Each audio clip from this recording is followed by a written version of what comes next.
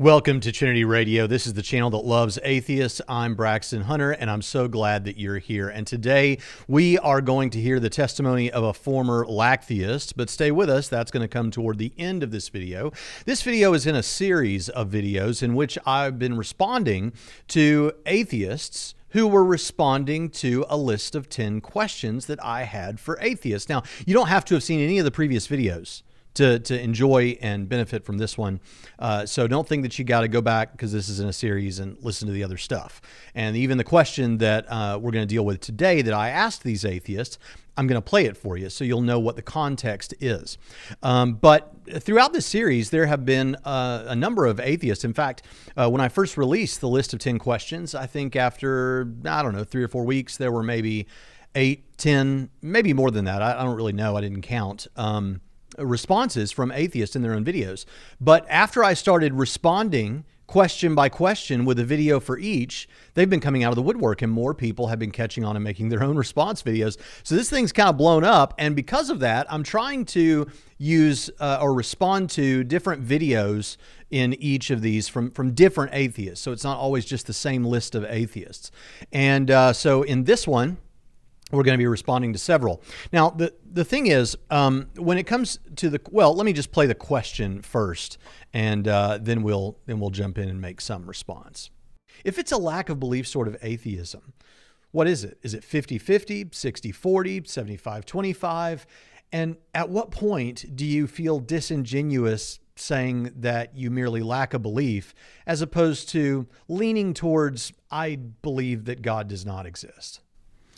Okay, so that's the question that I asked of atheists, and there have been several responses. And so one of the responses that we're going to look to is a guy named Joseph of Suburbia. But before we get into his response, let me just point out why I think this is an important question.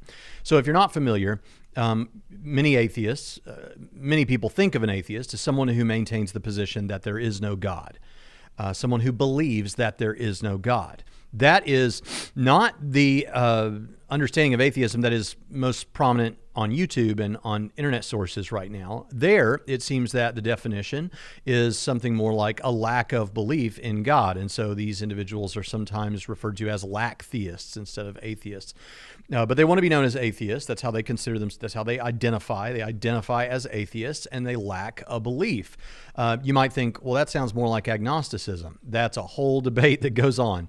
But what I want to say here is, okay, you're saying that you merely lack a belief in God. Okay, so that sounds like what you're telling me. What the message you're sending me there is that you just don't know. And often they'll say, I just haven't been presented any good evidence to believe that there is a God. And so what I'm trying to say is, okay, well, how much of a lack of belief atheist are you? Do you lean at all one way or the other? And if you do you lean toward the idea that there is no God, toward maintaining the position that there is no God? My friend Cameron from over at Capturing Christianity gave me this nice graph that I want to throw up here for just a moment. And this is a graph that illustrates what I'm talking about here. So you see that right here in the middle is where we would expect you to be if you were completely agnostic on this issue. You completely lack a belief, right? You don't have anything pushing you this direction towards the belief that P is true, in this case, that God exists. Okay? But most people aren't just right here. Some people are this way, but they might not be all the way this way at God doesn't exist. I'm maintaining the position that God doesn't exist. Most people that consider themselves lacktheists are not right here, but they're somewhere in here. In fact, the way some of them talk, they're way out here, but they're still not referring to themselves as atheists on the definition that one who maintains that there is no God. And so what I'm trying to say is, okay, at what point going along this line, as you come up with reasons to believe that God doesn't exist, do you feel disingenuous and intellectually dishonest saying, I merely lack a belief? At some point along this line, it should be more, no, I'm fairly confident there is no God. And that's an important question. See, the way that most lacktheists think about it, here's 0, and we're going this way if I get reasons to believe in God. And so I'm getting reasons, and then, oh, God exists. And they're saying, but I don't have any of these reasons to believe that God exists, so I'm just staying right here. When the reality is, yeah, you may not think you have any good reasons to believe. We could talk about that. That's the focus of most of our videos. But you actually think you have reasons to push you down this way, reasons to believe God doesn't exist, most of the time with most atheists. And so because of that, we want to know, where is that number? Where is that number? Because it's important that we know whether you're over here or whether you're over here. Now, you might think, why is that important? Well, there are a number of reasons why this matters. It helps us if someone if someone doesn't believe that God exists at all, and they're maintaining that position that God doesn't exist, or they should be maintaining that, like that's where their belief really is about the matter, then we need to really start with strong arguments to believe that some God exists in general. Many atheists will say, no. If you just talk about some, it's not right for Christians to talk about some God, the God of the philosophers, just general theism like that. They need to talk about the Christian God, because that's their God. But there's actually a way of organizing the discussion. I don't have much of a chance of getting you to believe that the Christian God exists if I don't first show you that there's good reason to believe that some God exists, that a God consistent with and might well be the Christian God exists. Just general theism, the God of the philosophers. If I can't get you there, then I'm going to have a much more difficult case when we get to specific reasons to believe that, say, the resurrection of Jesus happened as a real event in history, because the probability that that Jesus was raised by God from the dead is a whole lot higher if you believe there's a God who had the power to raise Jesus from the dead. So it helps with us figuring out where we're going to start in this process. Secondly, it helps to show you that there may be a reason why you should question your position. So if you're way over here, and I'm way over somewhere down here, closer to 100 in the positive direction that I believe God does exist, and you're back over here you're closer to 100 that God doesn't exist, then we should expect that you have good reasons that you think so. You're going to have reasons you think that God doesn't exist, and you want to show us what those are. And if you can't really show good reasons, if you can't give us really good reasons to believe that God doesn't exist, or if your reasons to believe that God doesn't exist aren't as good as the reasons to believe that God does exist, well, then you might come to see that your position isn't as strong as you thought it was. So there's some practical, everyday, and even ministry-related reasons when we're talking with unbelievers, and you unbelievers when we're talking to you, why it's important for us to know where on this line of leaning toward non-belief that you are, or are you smack in the middle? We need to know that. That becomes very important. Okay, so then the next question before we get into the clips from Atheists today is, you might ask, well, why is it that theists, for lack of a better term, why do they take that position? Why do they not just say, no, I'm an atheist in the traditional sense, I believe there is no God? Assuming that they really do lean this way. I'm talking about atheists that kind of do lean this way, but still call themselves lean strongly this way, to the point that I think they should just say, no, I believe there is no God, rather than I lack a belief. Why would they still say they lack a belief anyway? Well, one reason that always gets brought up, it's not the only reason, although it's often discussed as though it's the only reason, is that once you take a position at either pole of this thing, no matter where you are, there we go. I'm still having trouble. There we go. Whichever pole you take a position at, you bear a burden of proof, because you're saying God does not exist or God does exist. And when you make a claim, then you have to defend that claim, at least if it's in an argument. You have to defend that. So you bear a burden of proof when you're trying to argue your position. But if you say, well, I merely lack a belief, you can say, I'm not saying God doesn't exist. I'm just saying I haven't seen any good reason to believe that God does exist. But do you really think, are you really right here in the middle? Maybe some are, but I don't know about that. And so really there is something about this that, no, if you really do lean this way, we need to know that, because you bear some burden of proof on this. And people talk about this burden of proof thing like it's completely unimportant. It's not unimportant when we're talking about arguments, and we're talking about persuasion, and we're talking about what we're trying to accomplish when we're having discussions like this. It becomes very important.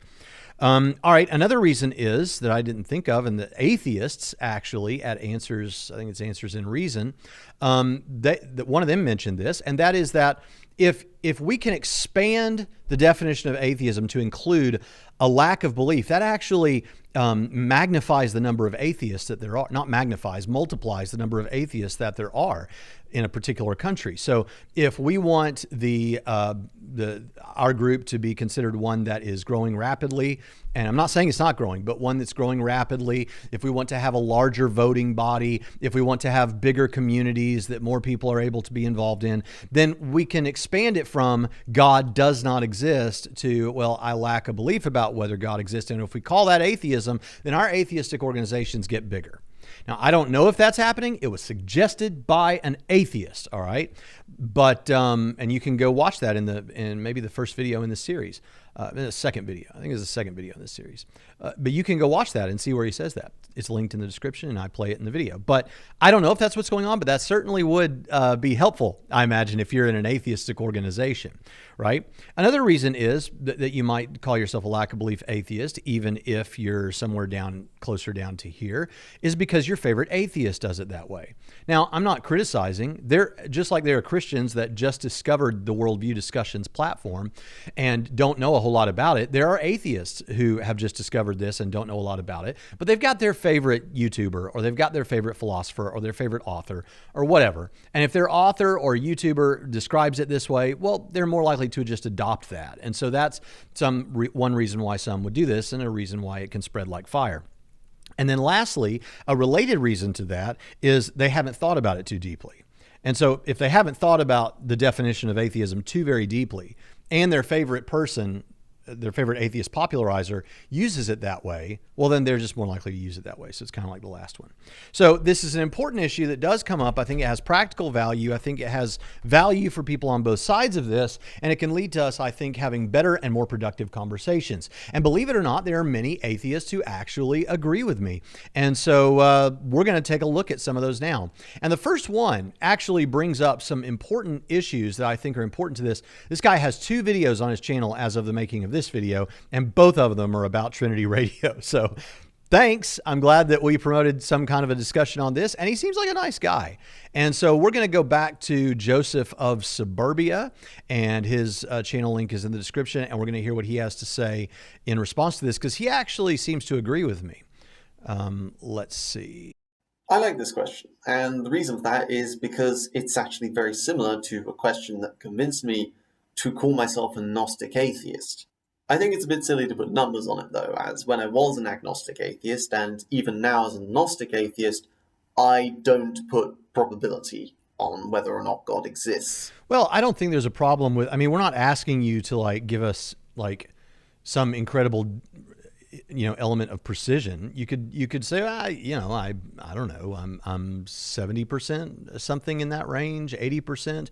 I don't think he's doing this, but it can sound kind of enlightened to say, oh, I don't put a number on that. Well, numbers are very helpful. And if you could put a number on it, that would be helpful in us figuring out exactly where you are. But I think this guy is saying he's pretty far down the line, so not really an issue with him. So I'm actually going to try and improve this question for Braxton. In science, the highest level an idea can reach is the level of theory. Theory doesn't mean something is 100% proven.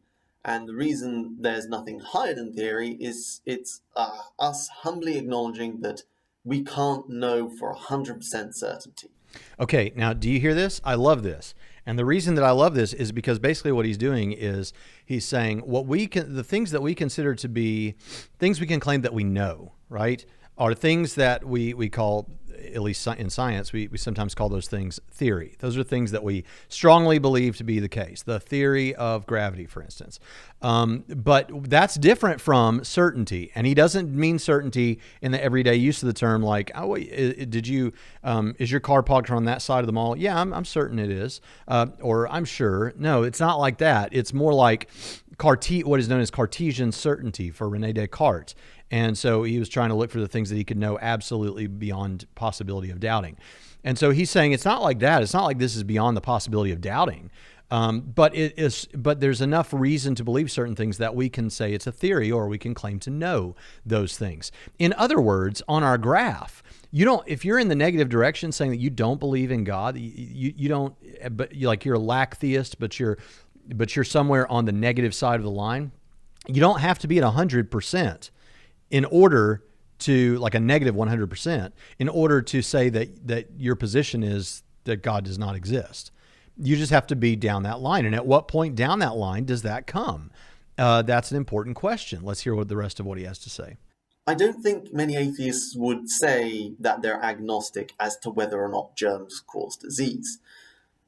So what level of certainty would you require before you were to acknowledge that you're not agnostic, but rather gnostic? Yeah, so I think that's a great question. So you wouldn't say that you lack a belief about whether germs cause disease, but you don't know it with Cartesian certainty. And if you think you do, then you don't understand the nature of Cartesian certainty. There is a non-zero chance that you're wrong about it, right? It's not worth talking about, right? We can say you're certain in a casual way, but you don't have Cartesian certainty about that. But you can still claim to know it. So for atheists that are that far down the scale, at what point does it seem disingenuous not to just bear your burden of proof, straighten up about it? Let's have a more reasonable conversation and admit that you believe that God does not exist. All right, so let's move on now to another one. I like this next one. It's kind of fun, and let's hear what this guy has to say. This is curious and more curious. I would have to say that I have 0% belief in a deity because so far, and at the risk of repeating myself, I have no evidence for one. I'm willing to change that to 100% belief once I can be shown that a God exists. Once evidence is provided, then I'll have to change my mind. Okay, now notice what he said here. He said that he has 0%. Now notice, I'm not going to lie, this is not like a big problem because he's talking like normal people talk, like most of us talk most of the time. But I think it's great to put this guy right after Joseph of Suburbia, because Joseph of Suburbia was saying, no. He was correcting this very problem. He was saying, yeah, because you don't have to be at 0. You don't have to be at 100. But what does this guy say? I have 0% belief in God, or 0%, let's say, reason to believe in God. And I would go to 100% if I had evidence. Well, whether, I don't know if I asked this person in the video now, curious and more curious, if I asked him, do you have 100% about positive belief about germ theory or gravity? He might say yes. But if he does say yes, that means he's not using the terminology the way that the Joseph of Suburbia was. He's using it in the casual sense. But if you use it in the more robust sense of Cartesian certainty, then no, you're not you're probably not at 0 now, and you're not going to get to 100 probably. Now, again, there are Christians who are known as Calvinists, and they have a method of apologetics called presuppositionalism. And I see value in some presuppositional stuff. And they're going to say, many of them are going to say, no, you can have 100% Cartesian certainty about God. And in fact, you should. And that's an important part of what they do. But I don't say that. I think that I don't know that you're going to get to 100% Cartesian certainty. And for the Christians that are listening that think that's a problem that I said that, if someone asks me after church on Sunday, are you sure God exists? I'm going to say yes. They say, are you certain God exists? I'm going to say yes. But if they say, no, I mean Cartesian certainty, like that kind that René Descartes believed in, I would say, no, that's nonsense talk. That's for the birds. It's not useful for us. It's not important in the way everyone else throughout history before that concept came up. The way they all meant it, that's the way I mean it. I'm certain, I'm sure, to an incredibly high degree of probability. But I just wanted to point out this guy is doing the opposite of what the other guy did in the video just before it. Let's continue. I have 0 evidence, so I have 0 reason to accept your claims. But if you're asking what is the probability of a God existing, I have no idea. I have no metrics to work it out, nor any proof that points to one. So I have no way of determining if one exists or not. Again, it isn't disingenuous to not accept claims that have no evidence. In the same way, I will say at this moment, there is a 0% chance of me enjoying an entire Nickelback album, but I'm willing to change my mind if evidence is presented that they can put out a decent collection of songs. Okay, I love this because number one, I'm a music geek, but secondly, this actually brings up, I'm going to bring it back up again, the scale. The scale is back. Well, why is the scale back? Well, notice that he said, what this is like I have zero evidence that I will enjoy a full Nickelback album in the future.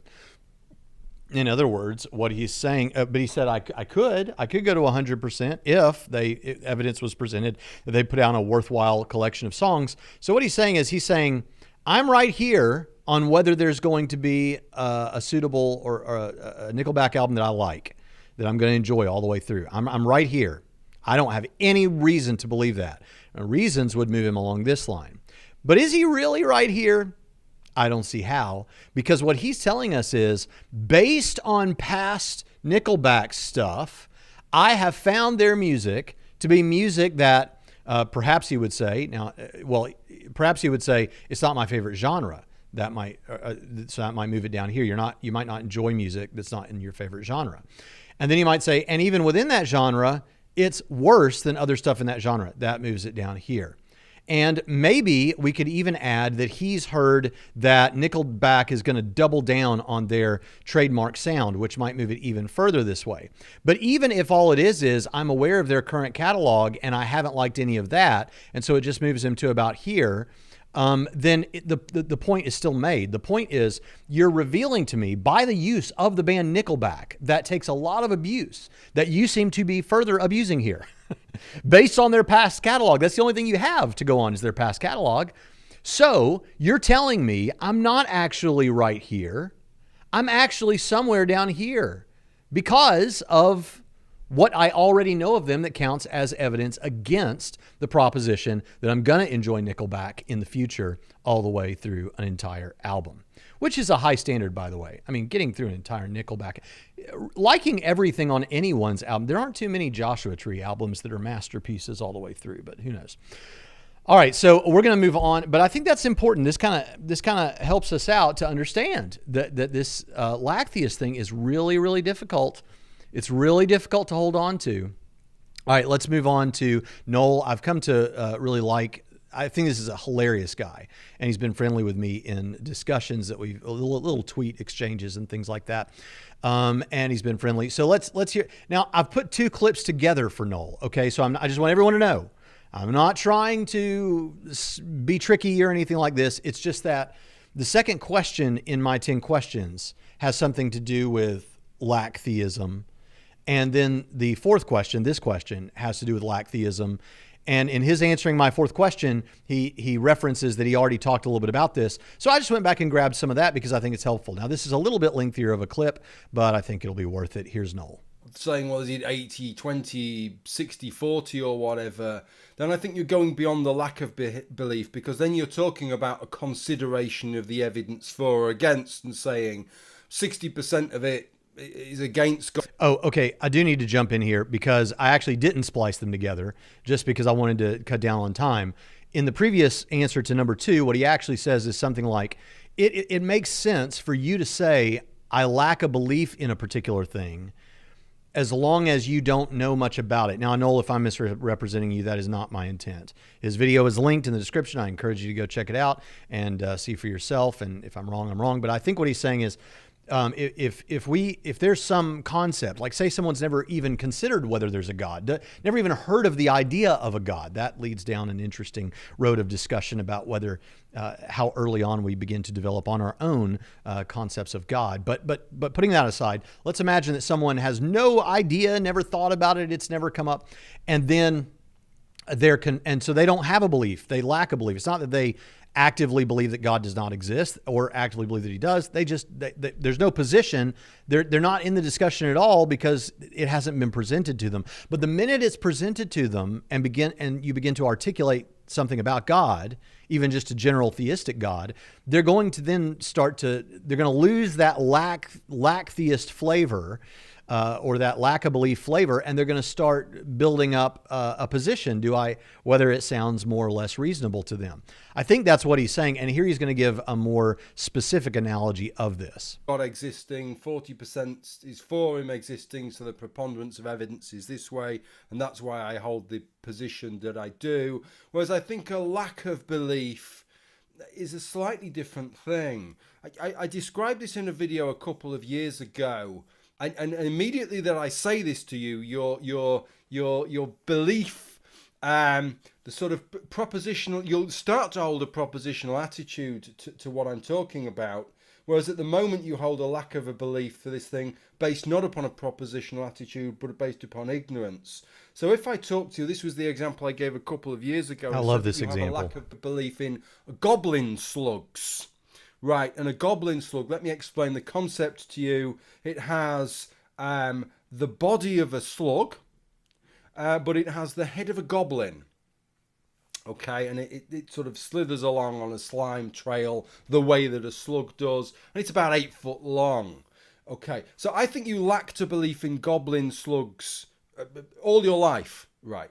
But it wasn't based upon a preponderance of evidence. It was based upon simply an ignorance of the concept. You had the ability to conceptualize a goblin slug, but the idea had never occurred to you. You still don't have a belief in goblin slugs, but I would suggest now it is a more active disbelief based upon probably on the fact, which is effectively what I think the position is for most atheists, the fact that you feel that if goblin slugs did exist, you'd know a bit more about goblin slugs by now, right? You'd have watched one of these documentaries with David Attenborough talking about the majestic goblin slug sliming its way across the swamps of South America or something. And the fact that you haven't seen that, and the fact that you do not regard goblins as fitting into the sort of taxonomic evolutionary trees of our planet, makes all these things add together. It's a kind of lack of evidence, if you like, that then forms an active position that you're now taking on goblin slugs. But you've always been a goblin sluggist, but you just didn't know it. You were never self-affirming goblin sluggist, but I would have labelled you externally a goblin sluggist. Okay, I think that's it for that one. The more I listen to that guy, the more I just think sorry. He's hilarious. I mean, that guy, just the way he talks. I mean, he was made to be a public speaker. It's no wonder he's found some minor internet celebrity. But let's get into this a little bit. So what he's saying here is, okay, you can lack a belief so long as you don't know anything about this thing. But take this goblin slug idea, the majestic goblin slug. You can have that thing. And if you don't know anything about it, you've never heard of it, you lack a belief in it. It's not that you believe that it doesn't exist. You just have no opinion whatsoever. But the minute someone begins to describe to you an 8-foot slug with the face of a goblin, you begin to decide whether or not you think this thing is true. And it might be at first that it just sounds weird, but if we probed you deeper, you could probably tell us some things. You could say something like he did, like you'd expect you'd seen one now in a documentary film, or goblins don't seem to fit in with what you understand about the tree of animals, the taxonomy of the animals and species and things like that. And so those would be things that would count towards you going down the scale away from mere middle agnosticism, lack of belief thing, down toward, no, I believe this does not exist. Those would be reasons. Now, whether you want to call those evidence or not, whether you want to call that evidence or not, people don't, some of the atheists don't like my explanation of evidence and how it works, but evidence to me is anything that is a reason why you might believe something, anything that counts in favor of something that might cause you to have some level of belief toward it. So it can be really silly. The example I've used before is if somebody came to me and told me that if one individual who I don't know and don't know anything about them came to me and told me that an alien spacecraft landed in the middle of a baseball stadium yesterday in Evansville, I would have a reason to believe that. Now, it wouldn't be anywhere near strong enough to make me believe it. But do I have more reason to believe it now than I did before I heard that? Yeah, I have some piece of data here. Here's a man claiming that he saw such a thing. Now, what if I had 1,000 people who all claim to have been there. And some of these people are doctors and lawyers and scientists and lacktheists and atheists and Christians and everything in between, right? Now, do I have more reason than I did with just that one guy to believe this really happened? Or at least it's something that appeared to be an alien spacecraft. Do I have more reason now with 1,000 of those people? Yes, I have more reason than I did then. Do I still believe? I might believe something happened. I might still not believe that an alien spacecraft landed there. I might still be skeptical about what they experienced and what they saw and all those kind of things, right? That's all there, okay? I'm giving you that. But I'm just saying one guy is more reason than I had before I heard it. 1,000 people of various academic, and areas in life, that gives me even more belief. So I count that as evidence. Now, whether you want to count that as evidence or not, I don't care. They're reasons. You have reasons to believe. You might think you have reasons to believe that God does not exist, and that might be something like the problem of evil, or things that one of the things that my friend Chris Date came up with not too long ago was that someone might say is, well, it doesn't seem to make sense on the story that there's a God if there's certain examples of animals or structures, biological structures that seem poorly designed. Now, of course, we have an answer to that. What you consider to be a poorly designed thing might not actually be poorly designed. And even if it does seem to all seeming to be poorly designed, a poorly designed thing is not a not designed thing. It's a, from your perspective, poorly designed thing. There's all kinds of things we could say about that. We as Christians believe we live in a fallen world. All those kind of things are important to that. But you're going to have reasons that are going to move you down that line. And so what his central point, I think, is valid, which is the minute, okay, maybe you have a lack of belief about a thing until you hear about it. But once you hear about it and you start to form a concept and come up with reasons, intuitive or obvious, why you don't believe that thing exists. And so I think he's more or less agreeing with me with the simple caveat that you could lack a belief until you hear about a particular thing. All right, now let's move on to Cyrus the skeptic. Cyrus, here's what I liked about Cyrus's thing. There was no emotion in it. There was no, and this has been a lot true of a lot of people, but he was just, hey, I'm going to answer these straightforwardly. I'm not going to spend a lot of time jibber jabbering like I do. I'm just going to answer it and move on. And he did that. Now, obviously I disagree with much of what he said, but I still think, it was as straightforward and clean a job as I've heard. Here's what Cyrus has to say. Again, I went over this earlier, but it depends on the type of God we're talking about. You can be a lack of belief atheist when we're talking about the global sense of atheism, when we're talking about global atheism in general. You can even just accept agnosticism on there where you've suspended your belief there, which necessarily means that it's not that you're 50-50, 70-40, what have you. When it comes to logic, if you are an agnostic, you are removed from the equation. You don't have a 50-50, 70-20, 10-90 type of deal. You are removed from the equation completely. That's how Thomas Huxley defined agnosticism. But again, if we are talking about the differences between local and global atheism, I can have a local atheism towards the Abrahamic gods, knowing their history, knowing the logical consequences of them, and knowing the logical issues with them. I can have a complete and total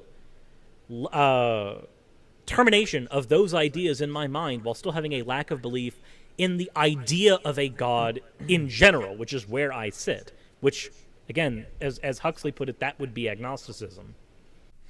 Okay, so again, we're getting more of a casual use of the term, of the idea of certainty or whatever. He didn't use the term certainty, at least that I heard, but what he did say was, I could have a total and complete termination with respect to the Abrahamic God, which when you say total and complete, I'm thinking you mean you're down there at negative 100 on whether the Abrahamic God exists.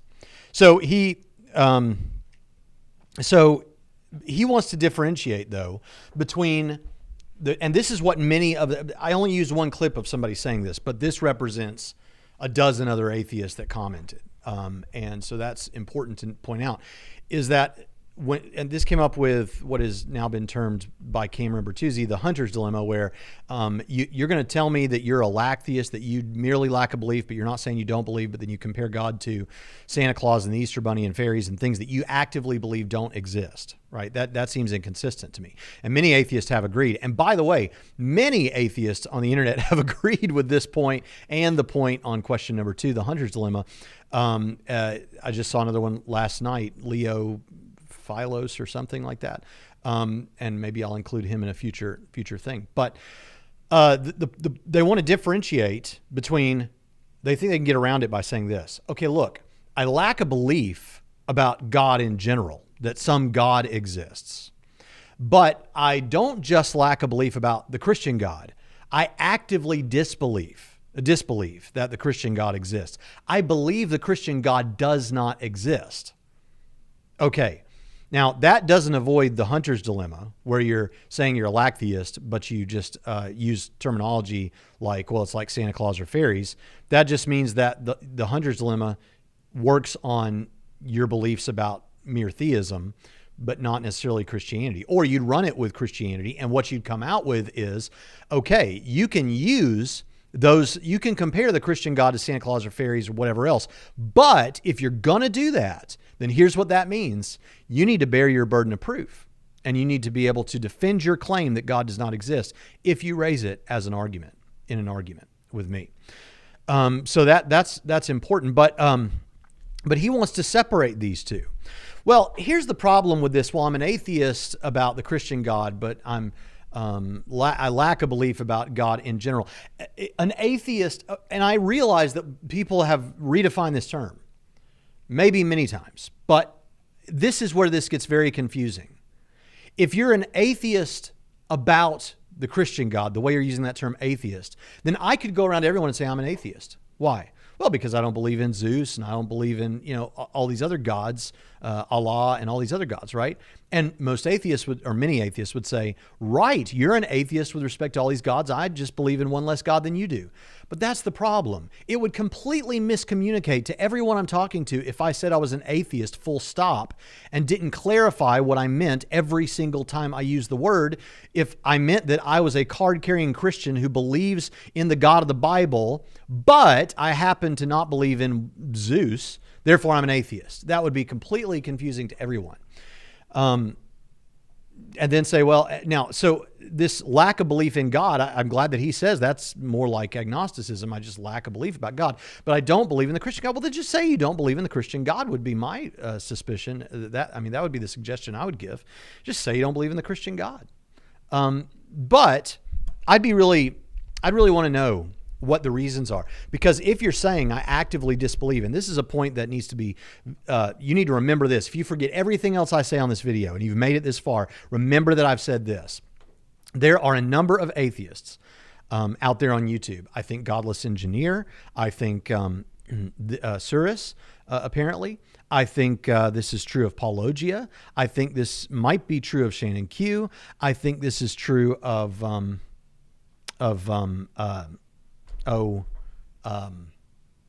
the guy that's always debating everyone. Anyway, I guess they're all always debating everyone.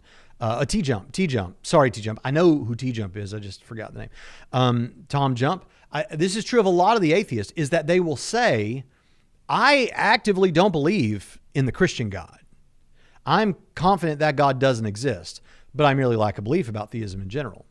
Okay, now, if that's your position, then what people who are Christians need to understand and be ready to push with is, and a lot of you have your own YouTube channels and you have these atheists on, so keep this in your back pocket, then they need to demonstrate to you that God doesn't exist, right? Because they're making a claim. When it comes to general theism, they can play that, well, I'm just a lacktheist and I don't. But I've come to agree with what some others have said, that even if you're a lacktheist about God in general, you still bear some burden of proof to explain why you're not convinced by the reasons given for that God. So I think all of that is really important. What you're going to hear a lot of times from people, if they do try to respond about the Christian God, is they're going to point to stuff in the Old Testament, not just the violent stuff, but talking snakes, talking donkeys, which frankly, if you understand that you live in a world where quantum physics is a reality, then don't talk to me about talking snakes and donkeys, because there's all kinds of crazy stuff happening that you would have thought was impossible before, right?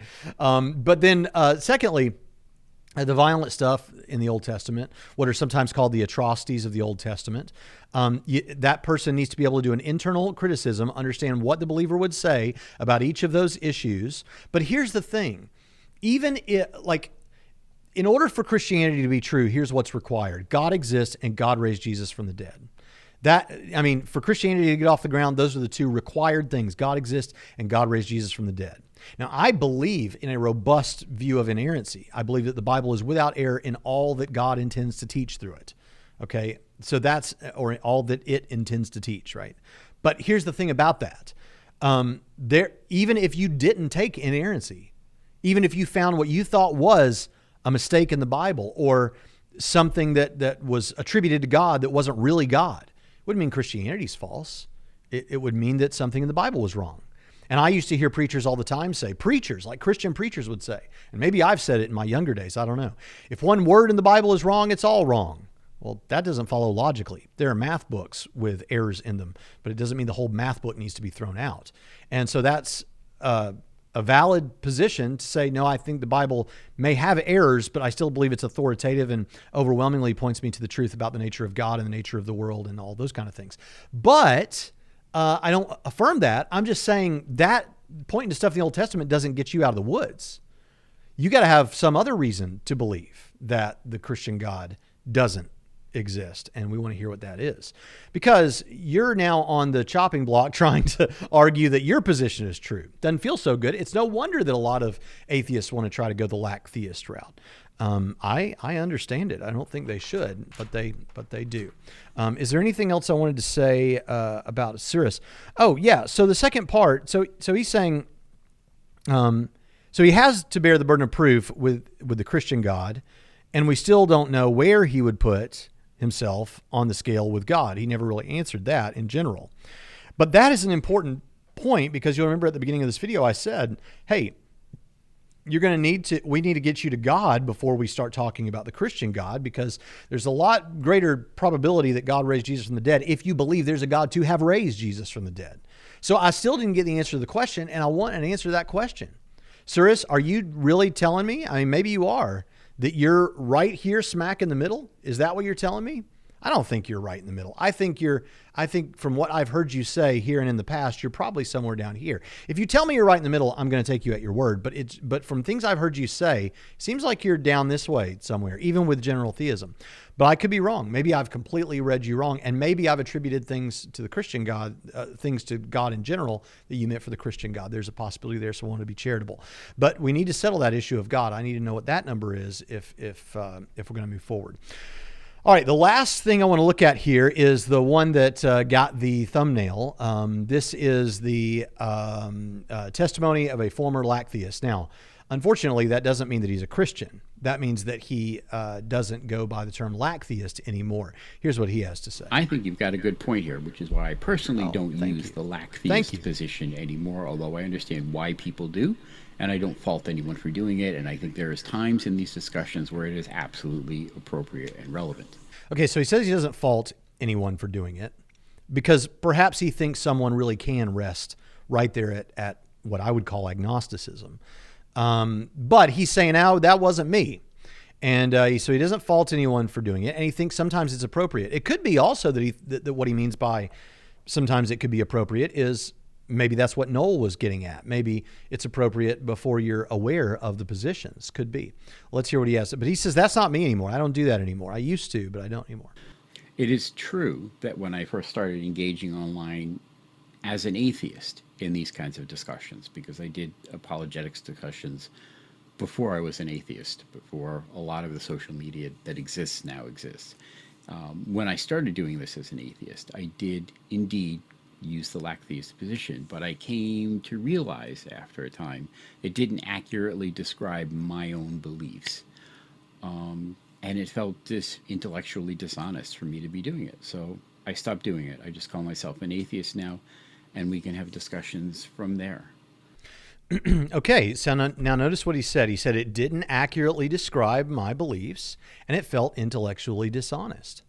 That's what I was asking in the question of others. I've said, look, if you take that position, and at what point do you start feeling disingenuous, which is like saying intellectually dishonest, or there's a cognitive dissonance there or something, that you realize that I really do believe that God does not exist more than I don't. I'm down that scale in the negatives. And that's what I'm asking. And he's saying, yeah, I kind of realized that about me, and that's when I changed my position. But I'd like to clarify my position a little bit. I don't claim that no gods exist as a fact about the nature of reality, like I might say the earth is spherical. It's more akin to me saying, I believe that there is life somewhere else in the universe. Now, I don't have any direct evidence of this, but everything that we know about the nature of the universe and physics and reality makes it exceedingly probable that life of some form exists somewhere else in the universe. Now, there's a couple of things about this. He compares, and this is a little bit strange because we're talking about a negative claim versus a positive claim or something like that. But he's saying here that his position that God doesn't exist is kind of like his position that there is life elsewhere in the universe, in that he's not like absolutely certain, and he doesn't have, I think he means he's not absolutely certain, and he doesn't have direct evidence, he says. Now, I don't think that he would say, maybe he would say, I don't think he should say that he doesn't think he has any evidence. If by evidence we mean reasons to believe, he kind of just started to give you some. He said, look, we know some things about the universe, and from the things we know about the universe, it seems likely to me that perhaps he could come up with an equation or something. It seems likely to me that we could have life elsewhere in the universe. It's a big universe. There seems to be other inhabitable planets, or evidence that there was water on other planets and things like that. So these would all be reasons to believe. And he might have reasons to believe that God doesn't exist. In fact, he's going to give us one of those. That's similar to the position that I hold, that I don't have any direct evidence that God does not exist. And there are logical arguments that can be made, but everything we know about the nature of reality, as far as I can see, suggests that not only does God not exist, but none of the supernatural category of things like ghosts and spirits and mystic energy and karma and all of that other stuff exists in any way, shape, or form. It's all very easily explainable through naturalistic explanations and naturalistic causes. That's the position that I hold. So what he says is, he's giving us reasons. He's giving us what I think he would consider to be evidence, but he clarifies not direct evidence, he's observed God's face or something. But he has evidence, one of them he gave for God against God would be, it seems like we understand the things that supernatural stuff was supposed to explain, is what I took from that. There doesn't seem to be a need for positing supernatural. There's nothing, Well, what that would be is something he takes as evidence. Now, I actually think that is a misunderstanding of the facts on the ground. I think there is good reason to believe that that science and natural materialism, I don't think it has explained everything that supernatural is supposed to explain. And I think there are positive reasons to believe that the supernatural exists, like positive arguments to believe that the supernatural exists, rather than just God of the gaps or the supernatural of the gaps or something too. So we would disagree about that. But the point is, he does have reasons why he takes the position he does. And so we would expect that if he were to argue his position, and his position is that God does not exist, then he would need to mount up some reasons for the rest of us to believe that God doesn't exist. And we would have to decide whether we found that evidence convincing or not.